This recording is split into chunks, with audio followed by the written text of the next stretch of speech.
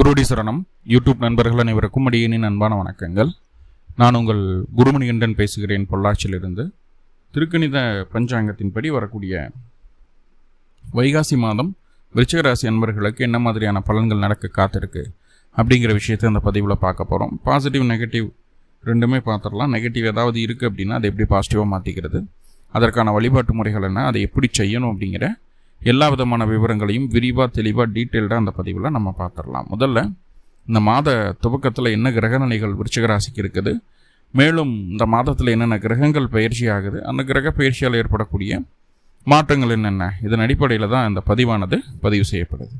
So அப்படி பார்க்கும்போது ராசிக்கு 4ஆம் இடம் அப்படின்னு சொல்லக்கூடிய சுகஸ்தானத்தில் ராகு பகவான் அமர்ந்திருக்கக்கூடிய ஒரு சூழ்நிலை. வயிறு சம்பந்தமான தொந்தரவுகள், உடல் தொந்தரவு, உடல் உபாதை எதுவுமே இல்லைனாலும் ஏதோ இருக்கிற மாதிரி நம்ம ஃபீல் பண்ணிவிட்டு கொஞ்சம் அப்நார்மலிட்டியாக இருந்திருக்கும் ஹெல்த் ரிலேட்டடாக. ஏன்னா சுகஸ்தானத்தில் ராகு உட்கார்ந்தாலே அந்த விஷயங்களை செய்யும். பயப்பட வேண்டிய அவசியம் இல்லை விருச்சிகத்தை பொறுத்தளவுக்கு. ராசிக்கு 5ஆம் இடத்துல சனி பகவான் அமர்ந்திருக்கார். 3-4 அதிபதி 5ல் தாராளமாக இருக்கலாம், நல்ல விஷயம்தான். ராசிக்கு 6ஆம் இடத்துல உங்களுடைய ராசிநாதன் செவ்வாய் பலம் பெற்று தன்னுடைய சொந்த வீட்டில் பலம் பெற்று அமர்ந்திருக்கக்கூடிய ஒரு சூழ்நிலை. பலம் பெற்று அமர்றது மட்டும் இல்லாமல் உங்கள் ராசியவே பார்த்துறாரு, தன்னுடைய 8ஆம் பார்வையை ராசியை பார்க்குறாரு. அப்போது ஏதோ ஒரு வகையில் உங்களுடைய ராசிநாதனோட தொடர்பு பெற்று ராசி பலம் அடையுது. அதான் ரொம்ப முக்கியமான விஷயம். ராசிக்கு 7ஆம் இடம் அப்படின்னு சொல்லக்கூடிய கலத்தர ஸ்தானத்தில் சூரியனும் புதனும் இணைவு. இங்கே புத ஆதித்ய யோகம் ஏற்படுது. ராசிக்கு 8ஆம் இடத்துல அஷ்டமஸ்தானத்தில் குரு பகவானும் சுக்கிரனும் அமர்ந்திருக்காங்க.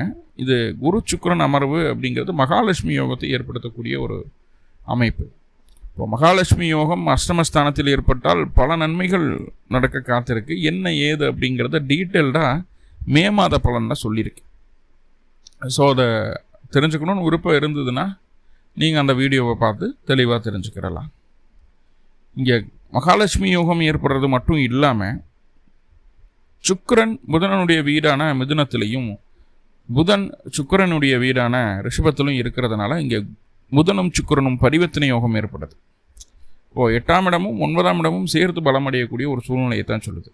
ராசிக்கு 10ஆம் இடம் அப்படின்னு சொல்லக்கூடிய தொழில் ஸ்தானத்தில் கேது பகவான் அமர்ந்திருக்கிறார். ஸோ இதுதான் இந்த மாத துவக்கத்தில் இருக்கக்கூடிய கிரக நிலைகள். மேலும் இந்த மாதத்தில் என்னென்ன கிரகங்கள் பயிற்சி ஆகுது அப்படின்னு சொல்லி பார்த்துட்டோம்னா, வைகாசி மாதம் 1ஆம் தேதி, மே மாதம் 15ஆம் தேதி அன்னைக்கு சூரியன் உங்களுடைய ராசிக்கு 6ஆம் இடத்தில் உச்சம் பெற்ற சூரியன் இந்த மாத துவக்கத்திலேயே 7ஆம் இடத்துக்கு பயிற்சி ஆகிறாரு. 7ஆம் இடத்திலிருந்து சூரியன் உங்களுடைய ராசியை பார்க்குறாரு. சூரியனும் செவ்வாயும் உங்கள் ராசியை பார்க்கக்கூடிய ஒரு அற்புதமான சூழ்நிலை.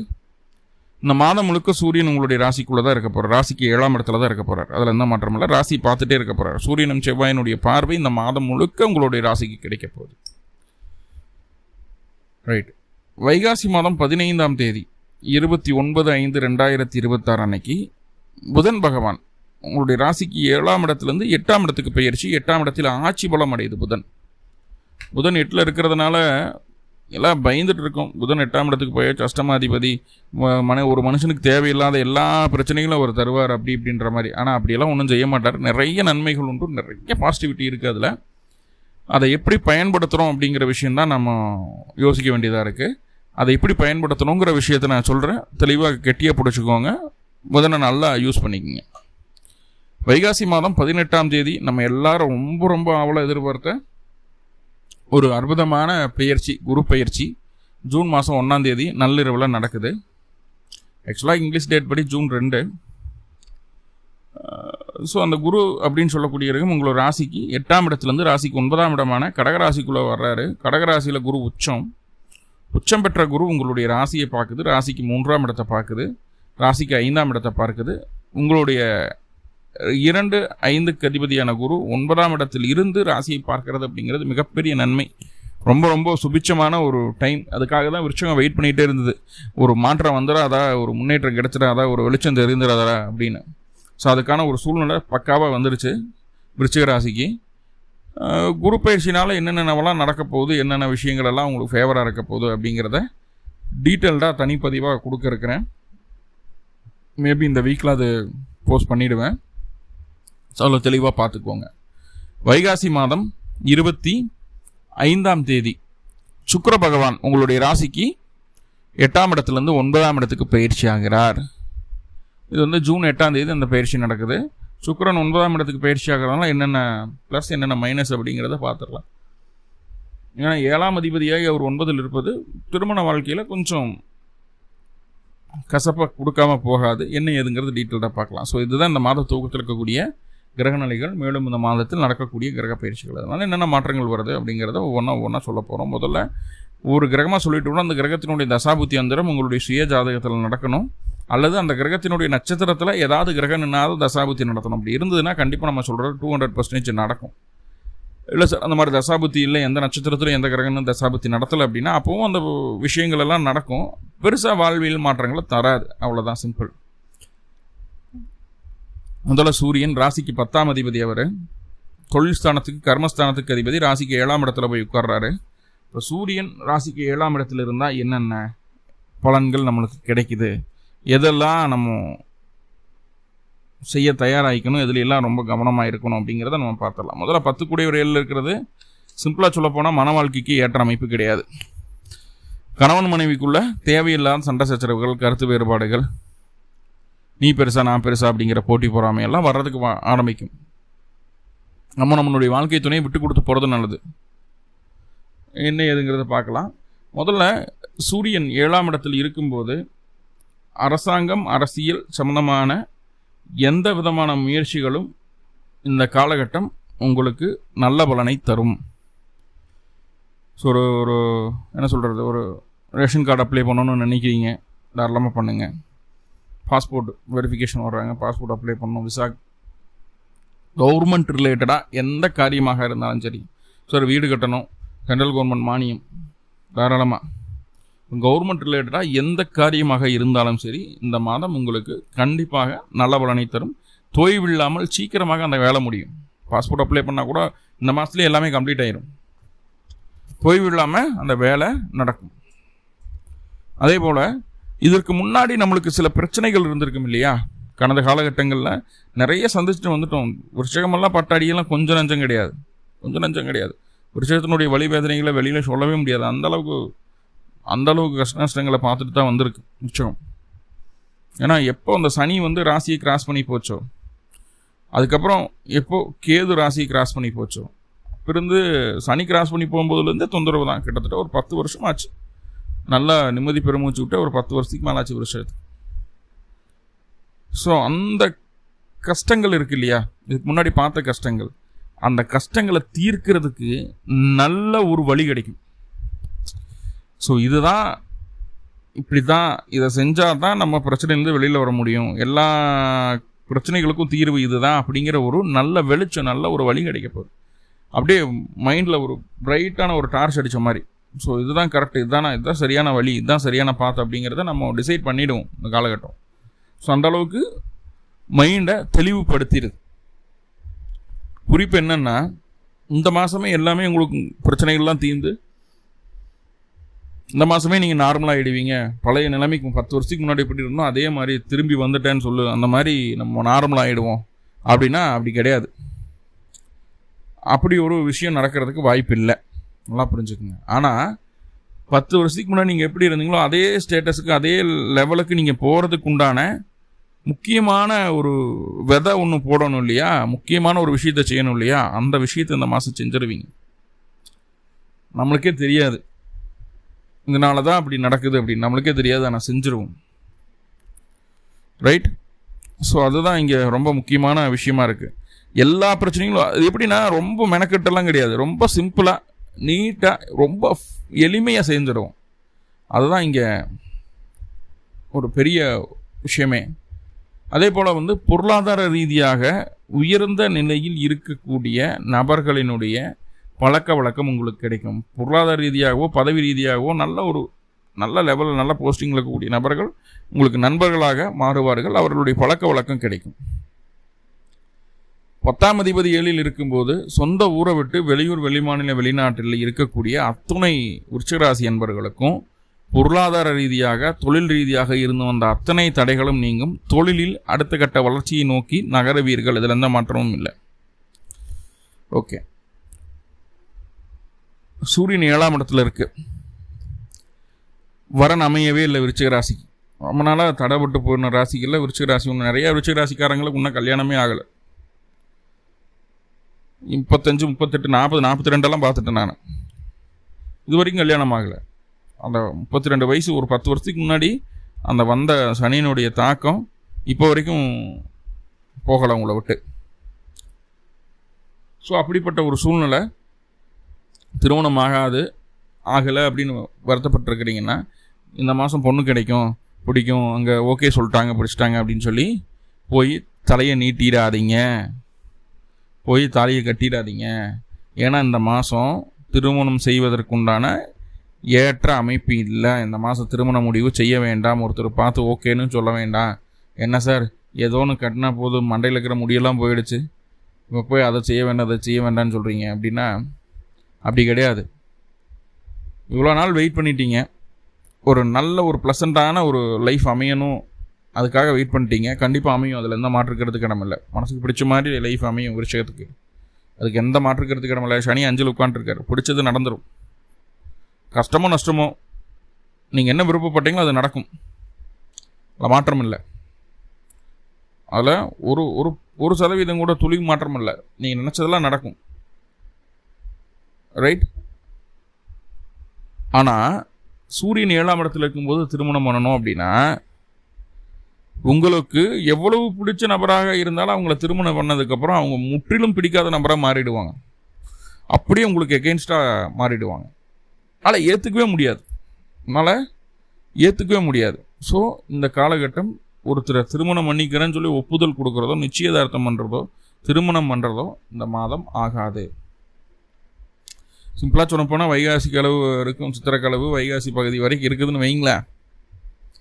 அப்போ அந்த டைமில் திருமணம் பண்ண மாட்டோம் இல்லையா? May 31 28, 29 முடியுது அது.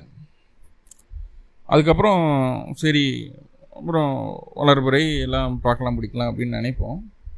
April 15 வரைக்கும் இந்த நிலை தான் நீடிக்கும். அப்போ April 15 வரைக்கும் மே லாஸ்ட்லேருந்து April 15 வரைக்கும் ஏதாவது முகூர்த்தம் இருந்து அதில் பண்ணலான்னு பிளான் பண்ணிட்டீங்கன்னா மாட்டிடுவீங்க. சார் அது திருமணம் மட்டுமா அப்படின்னு கேட்டால், திருமணம் பண்ணக்கூடாது. ரெண்டாவது விவாகரத்துக்காக முயற்சி பண்ணிகிட்டு இருக்கீங்க, ஆப்போசிட் ஜெண்டரு நம்மளுக்கு விவாகரத்து கணவனோ மனைவியோ நம்மளுக்கு கொடுக்க மாட்டேறாங்க, பார்ட்னர் கொடுக்க மாட்டேறாங்க அப்படின்னா, விவாகரத்துக்கு இந்த டைம் ஃபைல் பண்ணிங்கன்னா சீக்கிரம் உங்களுக்கு ரிசல்ட் கிடச்சிரும். சீக்கிரமாக வெளியில் வந்துடலாம். நீங்கள் ரொம்ப நாள் அந்த விவாகரத்து கேஸ் இழுக்காது, ரைட். இவ்வளோ தூரமாக போராடி பார்த்து கடைசியில் முடியாத பட்சத்தில் தான் விவாகரத்துக்கு போகிறோம். அதனால் இல்லை, சரி ஓகே, சரி அப்படி விவாகரத்து ஆக வேண்டாம் அப்படின்னு நீங்கள் உங்கள் சைடு ஒரு பார்ட்னரை நினைக்கிறீங்க. ஒருத்தர் தான் வேணும்னு நினைக்கிறீங்க, இன்னொருத்தர் வேணான்னு நினைக்கிறீங்க. அப்போது விவாகரத்து வேணாம், ஒன்று சேர்ந்து வாழலாம் நீங்கள் நினச்சிங்கன்னா, நீங்கள் போக வேண்டியது போலீஸ் ஸ்டேஷனுக்கு கோர்ட்டுக்கும் கிடையாது. ஒரு அரசாங்க அதிகாரியை மையமாக வச்சு பேசணும், இல்லை அரசியல்வாதிகளை கூப்பிட்டு வச்சு இந்த மாதிரி எங்களை சேர்த்து வைங்கன்னு சொல்லி பேசணும். அப்படின்னா அது சுமூகமாக முடிஞ்சிடும். ஏதோ ஒரு கட்சியில் அரசியலில் இருக்கணும், ஒரு அரசியல் நாலேஜ் இருக்கணும், அதுதான். கவர்மெண்ட் எம்ப்ளாயாக இருக்கணும், நல்ல போஸ்டிங்களுக்கு இருக்கக்கூடிய கவர்மெண்ட் எம்ப்ளாயர் கூப்பிட்டு வந்து வச்சு பேசுனீங்க அப்படின்னா, டிவோர்ஸ் வேணும்னு சொல்லிட்டு இருக்கக்கூடிய வாழ்க்கை துணை கூட ஒன்று சேர்ந்துடும். இப்போ பிரச்சனை இருந்தால் ஒன்று சேர்ந்துடுது, புதுசாக ஒன்று உருவாகிறது பிரச்சனைகளை கொடுக்குது, அதில் எந்த மாற்றமும் இல்லை, ரைட். ஓகே. மூணாவதாக, சூரியன் 7ஆம் இடத்துல இருந்து 10 குடையவராக மாறும்போது பெண்களால் ஆபத்து அதிகமாக உண்டு. பெண்களால் பேராபத்து உண்டு அப்படிங்கிறத நம்ம மறந்துடக்கூடாது. ஸோ எப்படி வரும், யாருனால வரும்?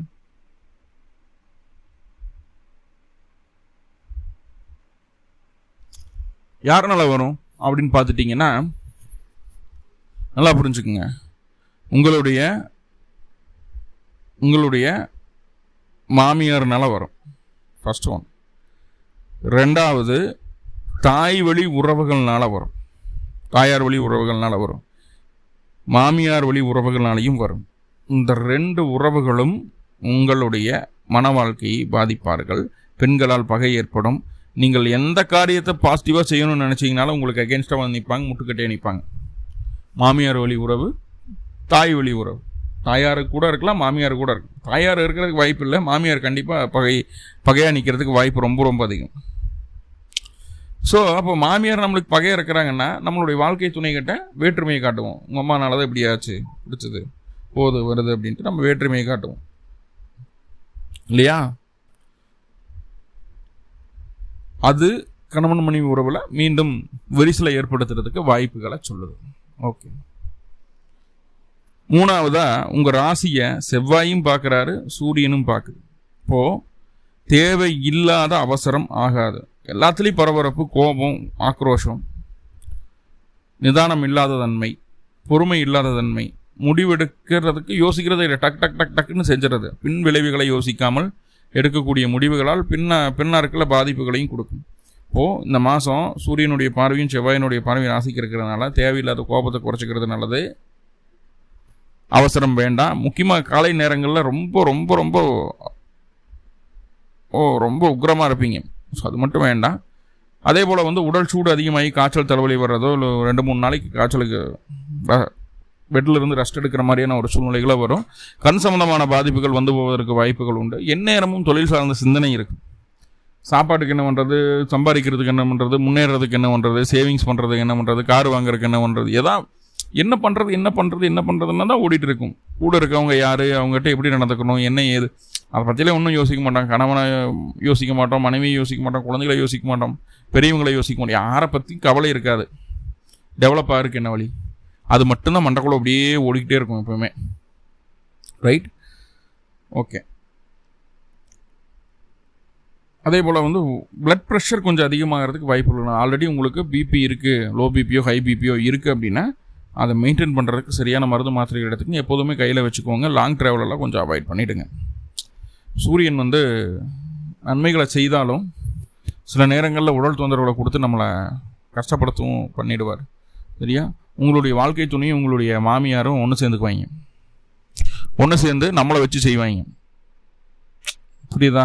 இப்போ அவங்ககிட்ட ரொம்ப மெத்தடாக ஹேண்டில் பண்ணி அந்த பிரச்சனையிலேருந்து வச்சு செய்யாமல் நம்ம தப்பிச்சுட்டு போயிடணும். அவ்வளோதான். என்னமோ அவங்க முயற்சி எடுத்துக்கிட்டு தான் இருப்பாங்க, அதில் எந்த மாற்றமும் இல்லை. ரைட். அடுத்ததாக வைகாசி மாதம் 15ஆம் தேதி புதன் பகவான் 7ஆம் இடத்துலேருந்து 8ஆம் இடத்துக்கு பெயர்ச்சி. அப்போது அட்டமஸ்தானத்தில் புதன், 7ஆம் இடத்தில் புதன். இங்கே 7ஆம் இடத்துல 8 கூடியர் நிற்கிறார், 11 கூடியர் நிற்கிறார்னா கண்டிப்பாக கணவன் மனைவிக்குள்ளே அவர் பிரச்சனைகளை கொடுக்காம போக மாட்டார். அதில் எந்த மாற்றமும் இல்லை. ரைட். அதெல்லாம் முன்னாடியே சொன்னது தான், திரும்ப திரும்ப ரிப்பீட் பண்ணணுங்கிற அவசியம் இல்லை. இப்போது புதன் அட்டமஸ்தானத்தில், புதன் 8ல் போயிட்டார் அப்படின்னாவே வந்து பயப்படணும். ஐயோ அஷ்டமஸ்தானத்தில் புதன் போயிடுச்சா, இப்படி ஆகிடும் அப்படி ஆகிடும், அப்படியெல்லாம் ஒன்றும் ஆகாது. படித்த படிப்புக்கு உண்டான வேலை கிடைக்காது, படித்த படிப்பை சரியான நேரத்தில் யூஸ் பண்ண முடியாது. இதெல்லாம் ஆமாவான்னு கேட்டால் அப்படி தான், ஆமாம் தான். காது மூக்கு தொண்டை சம்மந்தமான பிரச்சனைகள் வரும், ஸ்கின் ரிலேட்டடான பிரச்சனைகள் வரும், நரம்பு தொந்தரவுகள் வரும். இதெல்லாம் இருக்கா சார்? ஆமாம் இருக்குது, அதெல்லாம் இல்லைன்னு சொல்லலை. ஆனால் அதெல்லாம் ரெக்கவரபிள். ஏன்னா அவரே 11 கூடியவர், பிரச்சனைகளை கொடுத்து அவரே தீர்வையும் தந்துடுவார். ஆல்ரெடி பிரச்சனை இருந்தால் அந்த பிரச்சனைக்கான தீர்வையும் இந்த புதன் தான் கொடுக்க போகிறார். 15ஆம் தேதிக்கு மேலே பிரச்சனைகளுக்கான தீர்வு புதன் மூலமாக கிடைக்கும். அதாவது கண்ணுக்கு தெரிந்த கண்ணுக்கு தெரியாத எதிரிகளை கூட இனம் கண்டுபிடிச்சி அவங்கள அரெஸ்ட் பண்ணிவிடுவோம். இவனால தான் இந்த பிரச்சனை வருது, இவன் தான் நம்மளுக்கு கூட இருந்துகிட்டே குழி பறிக்கிறான், அப்போ அவனை தூக்கு அப்படின்னு சொல்லி அவனை என்ன பண்ணணுமோ அதை பண்ணிவிடுவோம். நம்ம பின்னாட்களில் அவங்க நம்ம வலிக்க வரக்கூடாது அப்படின்ற அளவுக்கு ரொம்ப ஸ்ட்ராங்காக சிவியரஸை வச்சு செஞ்சுட்ருவோம். ஏன்னா செவ்வாய் சூரியனுடைய பார்வை ராசிக்கு இருக்குது. ரொம்ப ஹெவியாக ஹை டோஸாக இருக்கும். திருப்பி நம்ம ரிப்பீட் பண்ணி அவங்கள அடிக்கிறது. எப்போவுமே விருஷகம் வந்து பெண்மனம் வரைக்கும் மென்மனம். என்னைக்கு ஒரு நாள் அது எமோஷன் ஆகுதோ அன்னைக்கு கூட இருக்கிறவங்க சுற்றி இருக்கவங்க எல்லாத்தையும் பஸ்பம் பண்ணிடணும், அடிச்சு நொறுக்கிடும். யாருமே நின்று பதில் பேச முடியாது, யாருமே அவங்களுக்கு எகென்ஸ்டாக நிற்க முடியாது. அந்தளவுக்கு ஸ்ட்ராங்காக அந்த ரிவீல் பண்ணோம் அதையே. ரைட். 8ஆம் இடத்துல புதன், படித்த படிப்புக்கு உண்டான வேலை இல்லை, படித்த படிப்புக்கு உண்டான மரியாதை இல்லை. ஆனால் உங்களுடைய அனுபவத்துக்கு எல்லா இடத்துலையும் மரியாதை உண்டு. படித்தது ஒன்றா இருக்கும், உங்களுடைய அனுபவத்தை சரியாக பயன்படுத்தி எல்லா காரியங்களையும் ஜெயிப்பீர்கள். என்ன குழந்தைங்க தான் படிப்பில் கொஞ்சம் மந்தத்தன்மை காட்டும். சரி, ஓகே. அதே போல் எல்லாம் தெரிஞ்ச மனுஷனே எதுவும் தெரியாத மாதிரி இருப்பான். நம்மளுக்கு 2 விஷயம் 4 விஷயம் தெரிஞ்சுட்டு 8ஆம் இடத்து புதன் எல்லாம் தெரிஞ்ச மாதிரி காட்டிக்கிறோம். இவர்கிட்ட விஷயம் இருக்கிற ஆளாக இருக்குதுப்பா, இவர்கிட்ட நம்ம கொஞ்சம் பார்த்து பக்குவமாக தான் ஹேண்டில் பண்ணணும் அப்படின்ற மாதிரி நம்மளை கண்டு மற்றவங்களாம் பயப்படுற மாதிரி இவங்க ஏதோ ஸ்ட்ராங்கான ஆள் அந்த மாதிரி ஏதாவது ஒன்று நம்மளை கொஞ்சம் மிடுக்காக பகட்டாக காட்டிடுவோம் நம்மளை. ஸோ அதுக்கு விரும்பும் புதன் கொஞ்சம் ஆடம்பரமாக இருக்கணும்னு நினைக்கும். 8ஆம் இடத்து புதன் ஆடம்பரமாக இருப்பீங்க, அதில் எந்த மாற்றமும் இல்லை. பெருசாக லாபம் வருது, பெருசாக பணம் வருது அப்படின்னு சொல்லி நம்பி தேவையில்லாத காசை செலவு பண்ண வேண்டாம், தேவையில்லாமல் இன்வெஸ்ட் பண்ண வேண்டாம். ஆல்ரெடி விருச்சகம் அந்த மாதிரி பெரிய லாபம் கிடைக்குது, வெற்றி கிடைக்குதுன்னு சொல்லி சின்ன சின்னதாக இழப்பீடுகளை சந்திரிச்சிருக்கணும். 4ஆம் இடத்துல சனி இருக்கும்போது அந்த இழப்பீடுகள் வர்றதுக்கு வாய்ப்புகள் உண்டு.